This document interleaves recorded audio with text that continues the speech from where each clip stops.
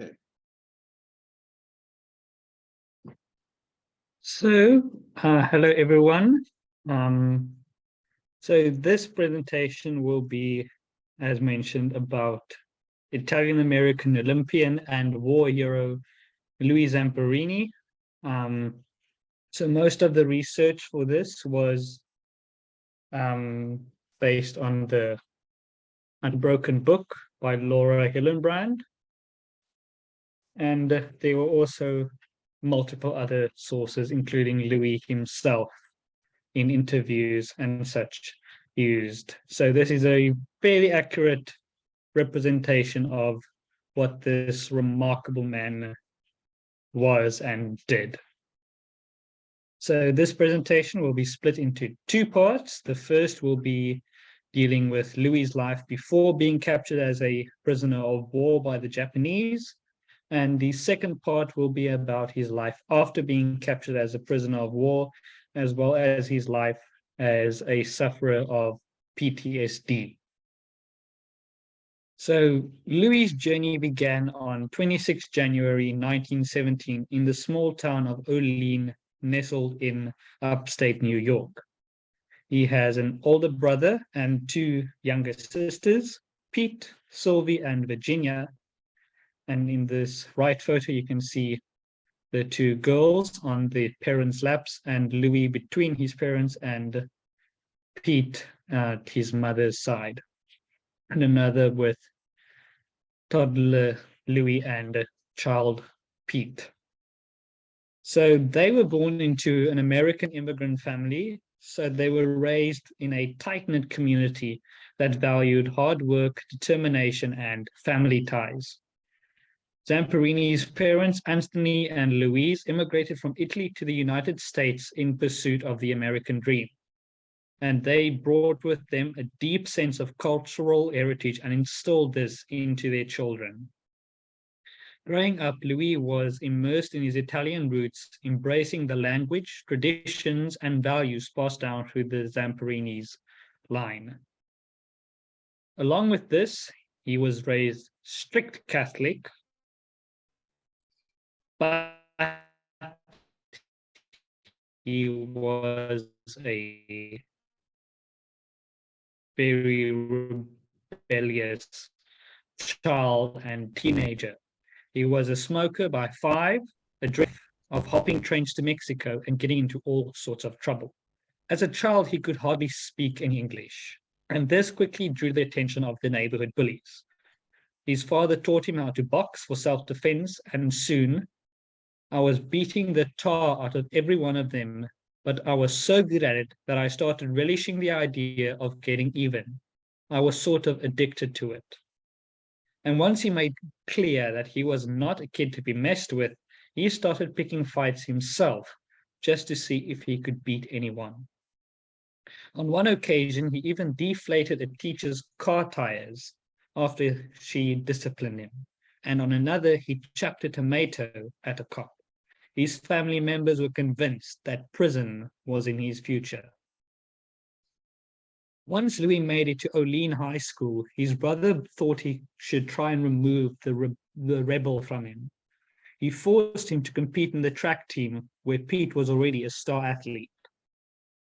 Soon, Zamperini discovered a profound passion for running. His relentless dedication and natural talent propelled him to extraordinary heights. Competing in various events, including the mile and the half mile, Zamperini quickly made a name for himself, shattering records across the country. Zamperini's prowess on the track caught the attention of college scouts and coaches from prestigious universities. And he even started beating his own brother's records. In 1934, he set an interscholastic record for the mile, clocking in at 4 minutes, 21.2 seconds, at the preliminary meeting to the California State Championships. The following week, he won the KIF California State Meet Championships with a time of 4 minutes and 27.8 seconds. And that was the record that helped him win a scholarship to the University of Southern California. And the Olympics at that time was to be held in none other than Berlin, and Louis was determined to compete in it. In those days, the athletes had to pay their way to the Olympic trials, but since his father worked for the railroad, he could get a train ticket free of charge. But a group of Torrance merchants from where he was from raised enough money for the local hero to live on once he got there. The competition for the 1,500 meters spot was very fierce that year, with eventual silver medalist Glenn Cunningham, Archie San Romani, and Gene Venske all challenging to get on the team. But he did not contest the 1.5. Instead, he ran the 5,000 meters. On one of the hottest days of the year, during the 1936 North American heat wave in Randall's Island, New York, the race saw co-favorite Norm Bright and several others collapsed during the race. It was reported that 40 people had died from the heat in Manhattan alone that week. With a sprint finish at the end, Zamperini finished in a dead heat tie against American record holder and Euro Don Lash, and qualified for the 1936 Summer Olympics in Berlin, Germany. Having qualified at the age of 19 years and 178 days, he remains to this day the youngest American 5,000-meter qualifier. As the world turned its attention to Berlin, Zamperini took center stage in the Olympic arena. Surrounded by awe-inspiring athleticism and under the watchful eye of dictator Adolf Hitler, Zamperini represented his country with pride. In the 5,000 meters event, he showcased his remarkable endurance and determination, capturing hearts of spectators and leaving an indelible mark on the Olympic Games. As the starting gun fired, Zamperini propelled himself forward, his long strides carrying him with grace and power. He quickly found himself at the back of the pack amidst elite athletes, each vying for the coveted gold medal. The race was fiercely competitive, with runners from various countries pushing their limits, their eyes fixed on the finish line. As the race neared its climax, Zamperini unleashed a burst of speed, leaving his competitors in his wake. His powerful kick in the final meters of the race propelled him forward as he crossed the finish line with a mix of exhaustion and exhilaration. The crowd erupted in thunderous applause, recognizing the remarkable performance they had just witnessed. Zamperini finished 8th in the 5,000-meter distance event at the Olympics, in the time of 14 minutes, 46.8 seconds, behind Finland's Gunnar Håkert's Olympic record time of 14 minutes, 22.2 seconds.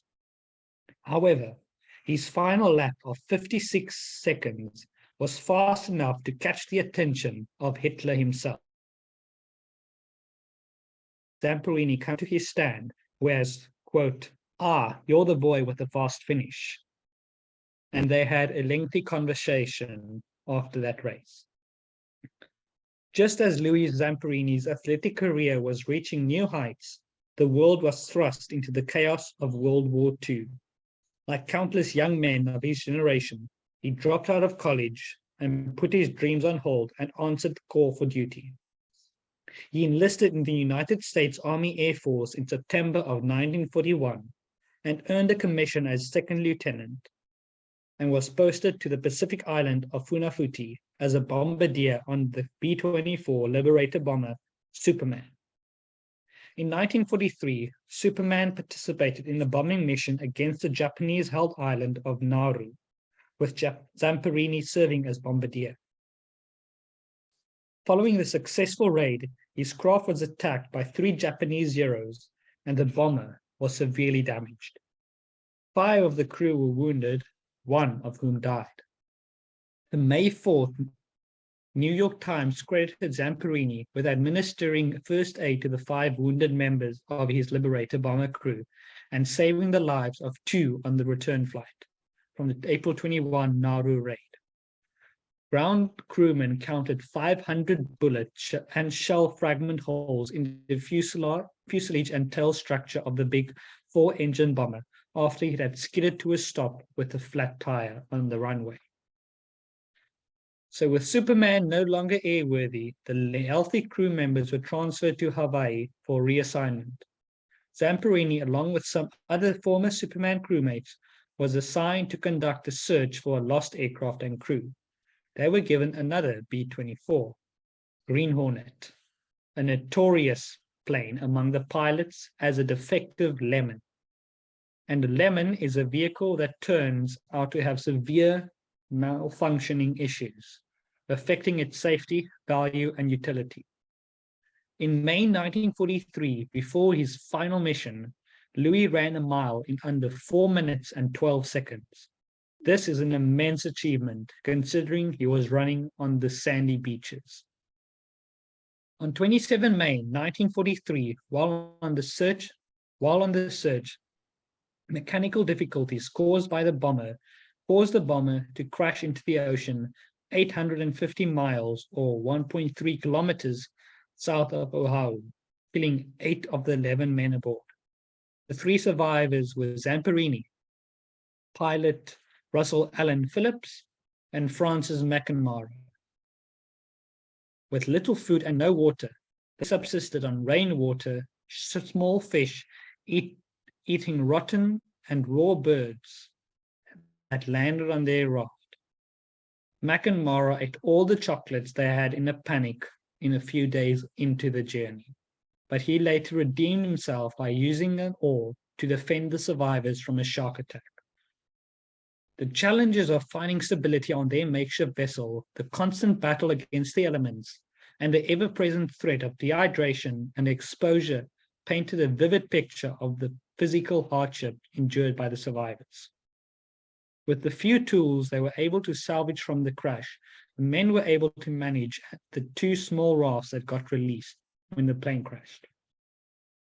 They caught 2 albatrosses, one of which they ate and immediately barfed up, and used pieces as bait to catch fish, all while fending off constant shark attacks and nearly being capsized by a storm. They were strafed a number of times by a Japanese bomber, which punctured their life raft, but no one was hit. After 33 days at sea, McNamara died, leaving Zamperini and Phillips as the lone survivors. They wrapped up his body and pushed it overboard into the ocean. And on the 47th day adrift, with little water and next to no food, Zamperini and Phillips reached the Marshall Islands, which unfortunately for them was Japanese-occupied territory. Unable to avoid detection by the Japanese, both Americans were imprisoned ashore, surprisingly well treated. They were shocked at how much weight they had lost, about 100 pounds each. They were also warned that their next stop would be Kwajalein, Lane, also known as Execution Island. And that is the end of part 1 of his journey